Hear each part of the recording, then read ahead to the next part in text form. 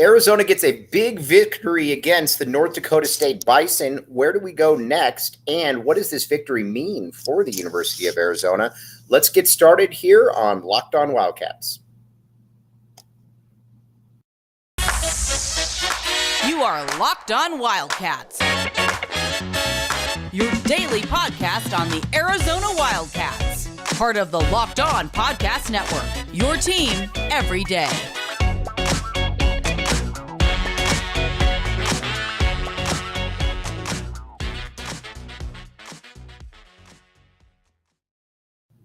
Thanks for keeping it Locked On Wildcats. I am your host, Mike Luke. All right, we got a lot of good stuff to get to here. First and foremost, Arizona comes away victorious against the North Dakota State Bison. Now, people, I know I keep hearing too that, this is an FCS team. This is a very good FCS team. This is a team that's going to be able to cause some real damage. Or if they were in the Pac-12, I'll put it to you like this, they would win a lot of games. I'll just put it to you like that. You watch North Dakota State, and they are big, they are physical, and I think part of the intrigue when it comes to North Dakota State is that they are, you know exactly what's coming, and you know what? You can't really stop it, and that's a unique quality to be able to have. I mean, a lot of teams just don't have that capacity. A lot of teams, you have to scheme, you have to gimmick. I mean, how many times have we watched Arizona years and it's like, all right, well, you're gonna have to scheme here, you're gonna have to gimmick here, whatever the case may be. Against North Dakota State, you know exactly what's going to happen. They're going to get the ball and they are going to run the ball right at you. And when you run the ball right at somebody, generally you're going to have to load the box, but they were able to stop them. And again, that's not really stop them. We're going to get to some questionable coaching decisions here in a minute. But Arizona was certainly able to get the stops when they needed. And you need to remember, too, that North Dakota State was running the ball left and right. They were doing absolutely anything they wanted. But you know what? When it became fourth down, the coach decided that he was going to get a little cute there. And he went away from Hunter Lipke. And Arizona was able to win. So again, Arizona, and how many times have we talked about this, but Arizona was able to make plays that the other team just wasn't really able to do. And I think a lot of that comes from the margin for error that Arizona has. You look at last year, and how many times would Arizona have a game where it was like, all right, well, no real chance of winning this game, or the margin for error just isn't there. Arizona played far from a perfect game in that North Dakota State was able to run the ball. They were able to do pretty much whatever they wanted. But Arizona, even though that was happening to them, Arizona was able to come back then and run the ball right at them, or throw the ball. And let's get started then with Jayden de Laura. I mean, Arizona, and I'm not really breaking any news here, but Arizona is going to go absolutely as far as Jayden de Laura takes this team this year. And that's really not a bad thing, because when you watch de Laura, he is equipped to do a lot of things that, Arizona quarterbacks haven't been able to do in recent years. And by that, I mean, he can extend a play, he can get out, he can start making he can extend a play, he can start running. And on top of that, he's also able to come through with some big time plays right there. Now, what I do look at, and I think to myself that Arizona, needs to improve a little bit on, is how do I put this? Arizona's got to be able to make better use of their wide receivers, I think, because the wide receiver position it's the most, at least for Arizona, it's their best position on the field. And it doesn't feel like this is that they're maybe getting as much as they can. But let's talk about some of the players, though. First, again, Jayden de Laura, ultimate gamer right there. And again, got to give him a ton of credit, because it's not easy. It's not easy where Arizona's at, especially you're going into a year and you're thinking to yourself that, all right, well, Arizona's got to be able to win this game. They got to be able to win this game. And Jaden Delora has been a huge reason why that Arizona has been able to win multiple games so far this season. And let's be honest here, this feels like a 5 or a 6 win team. And going into the year, I don't think that anybody really thought that. I think that everybody thought that as long as, Arizona was, competitive, win a few games, but now everything's kind of changed a little bit, to be honest with you. You watch this team and you're thinking to yourself, there's a lot to work with here. So, again, that's where Jaden Delora is. Let's talk also about the running back. We got Jonah Coleman. Jonah Coleman is he's going to be a beast for Arizona. There's really no other way around that. He is a player that he's built low to the ground, and he is not only is he built low to the ground, but he runs tough. And that's a thing that not a lot of people have. A lot of guys are built well, but they don't run hard. I mean, we've seen that. Remember Chris Henry? Chris Henry was a guy, he was built absolutely fantastic, but he was never, you never really got the sense that he was going to be able to, beat people, make big plays out there. This is a different animal right now. Jonah Coleman and I think Michael Wiley is kind of set into that second spot right there. That's not a bad running back situation. Now, when it comes to the wide receivers, big play by T-Mac there at the end. He only had the one, and that was a catch. I know that it wasn't called a catch, but that play by McMillan at the end of the game was absolutely a catch. And he got the pass interference as well, which obviously got the field goal there at the end of the half. But I think this is also a squad, though, that who else is going to emerge? And right now at that wide receiver position, you've got right now, exactly where you're at with Dorian Singer. Dorian Singer is one of the best players on this team, and he's going to be able to get 7 to 8 catches per game. And I think that that's something you're going to continue to see. You're going to continue to see Dorian Singer be that guy. He might not be as dynamic as a player like a Jacob Cowing, for example, but he is more than good enough. And when you're more than good enough, that's where you're at. Now, T-Mac, I'd like to see him start to emerge a little bit because, again, T-Mac's got a lot of talent. We've talked about T-Mac a great deal. He's just got to be able to he's got to be able to get that game further. He's got to be able to consistently get, your 7 or 8 catches, your 8. Basically, I want him to be able to finish with about 800 yards this year. And I think that he's got that capability. And if he didn't, I don't know that anybody would be, asking for him to do that. Now, one thing, the tight end position, though, we got to talk about that, because how many times has Arizona fans have we just joked and said, we keep hearing about the tight end, but the tight end is never going to occur. The tight end is always going to be kind of a figment of somebody's imagination. The tight end is here.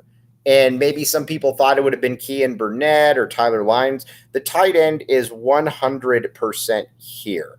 And that starts with Tanner McLaughlin. Tanner McLaughlin is, how do I put this? He's been a guy that I think a lot of people were wondering, what would he do? And every single game, and it's crazy. Every single game he has been in there. He has gotten plays. He has made moves. And I don't know that you're going to see him ever come out of that lineup, to be honest with you. When you get guys that are playing good or playing well like him, you don't generally take them out. And I don't see any reason why you would take him out of the lineup. So that's good. The offensive line for Arizona, I thought was decent enough. You were able to open up some holes, which is obviously fantastic.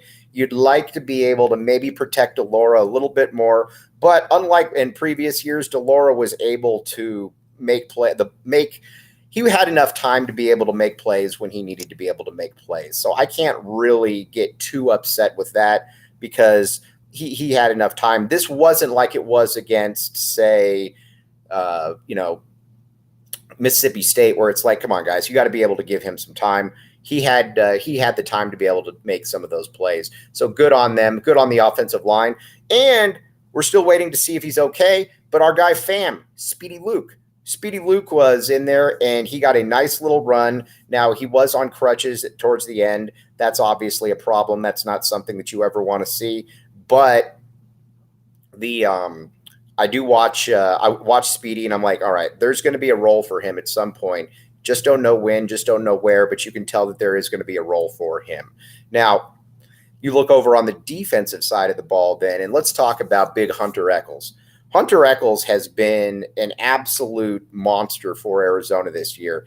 If you were going to grade out the best players on this team, Hunter Echols is going to be in that top 5.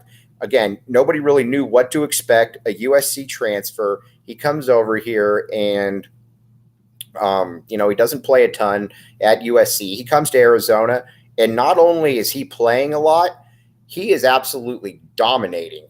And that's what's fun to see about this. It's fun to see guys be able to get out there on the field and dominate.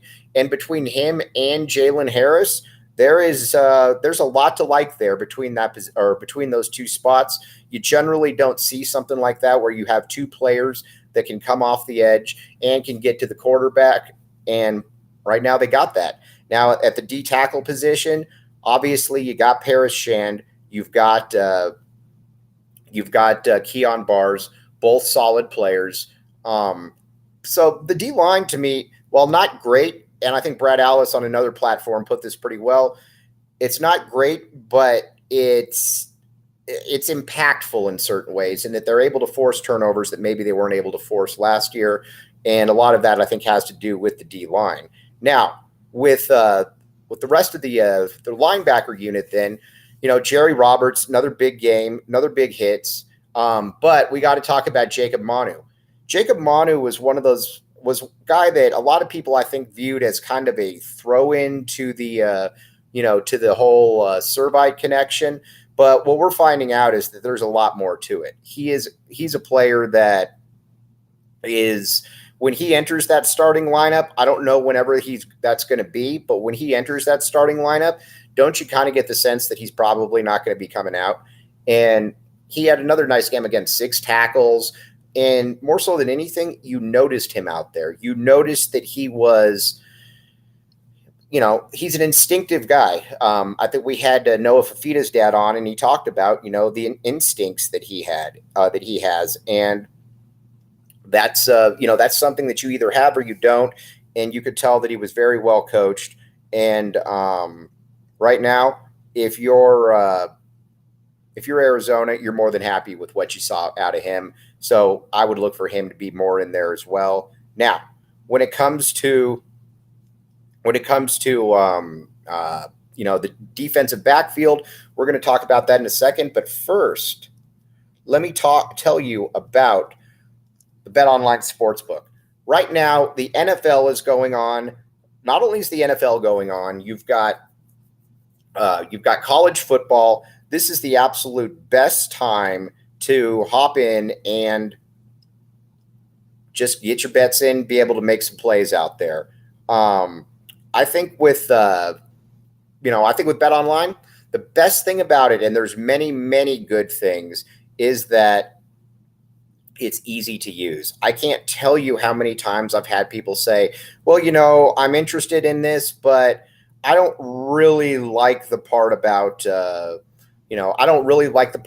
having to, traverse this because it's a little confusing for me. There's no confusion whatsoever with this. There's no confusion about a BetOnline Sportsbook because it's easy to navigate and you've got all of the best deals right there. Check it out. Again, the BetOnline Sportsbook. We're going to take a quick break, but again, I like Arizona all year. I love Arizona to take the over on 3 wins. And I would 100% recommend that as well. Now, I'll tell you what, we're going to take a quick break, and we're going to come back, and now we're going to talk a little bit about the secondary and where everything's at. You are listening to the Locked On Wildcats podcast.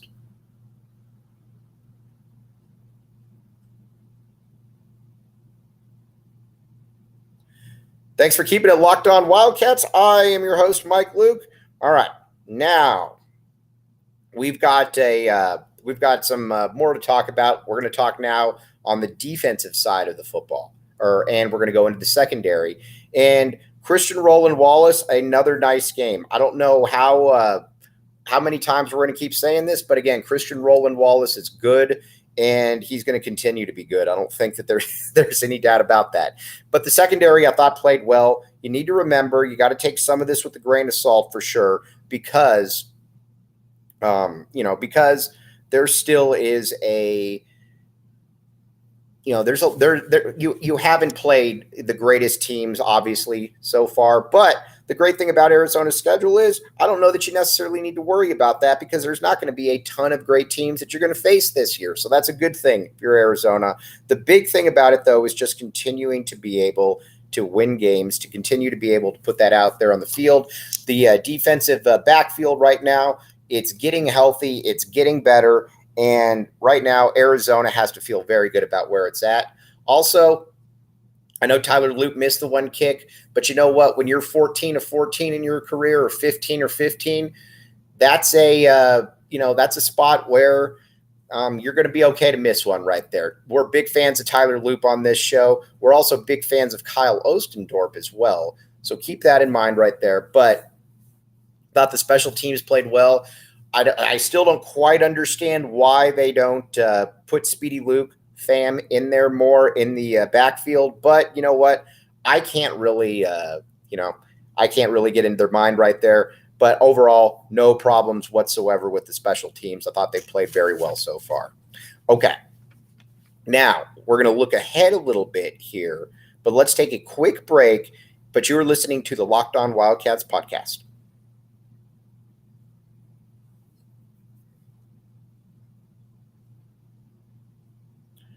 Thanks for keeping it locked on Wildcats. I am your host, Mike Luke.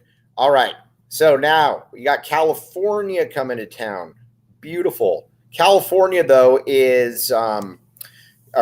going to California. That's a game that California's favored. California's tough. They're not a bad football team by any means, but you look at it, every game is close. It's kind of that Nebraska thing where every game's close, but you're probably going to end up losing that game one way or the other. Now, we want to be able to continue that with the University of Arizona. And if you can continue that against Cal, it becomes a lot easier. Right now, I think that I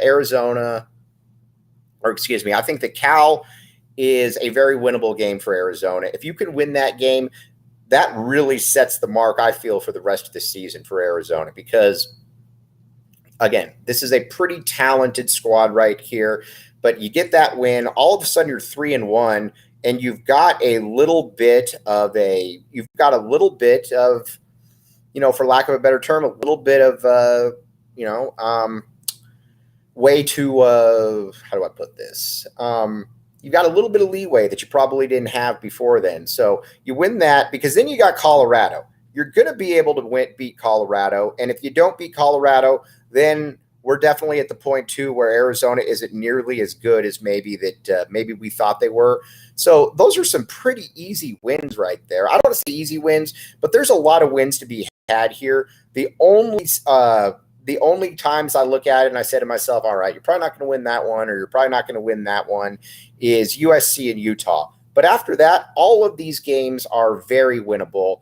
And that also just goes to show you too that right now, this is a much better team than it was last year. And I think it's going to continue to be a much better team than it was last year. So again, but that's all on Jedd Fisch. Jedd Fisch has done an absolutely remarkable job.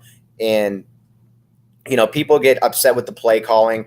My only thing with the play calling is stop putting Jamari Joyner in the Wildcat. We're big fans of Jamari Joyner on the show, huge fans of Jamari Joyner on the show, but you're only setting him up for failure, and you're not fooling anybody at all, because when he comes in that Wildcat, you know exactly what's about to occur. So don't put him in there, but so far so good. I think that it's hard to be upset with anything that Jedd Fisch has done to this point, and it'll be fun to continue to see what he's able to do, because you got some very wins coming up here. All right. We're going to be back with you tomorrow. As you know, we're on the day-to-day grind here, and Arizona so far has played some very good football. It's exciting. They put a good product out there on the field. So everybody out there, have a very good rest of your Monday. You've been listening to Locked On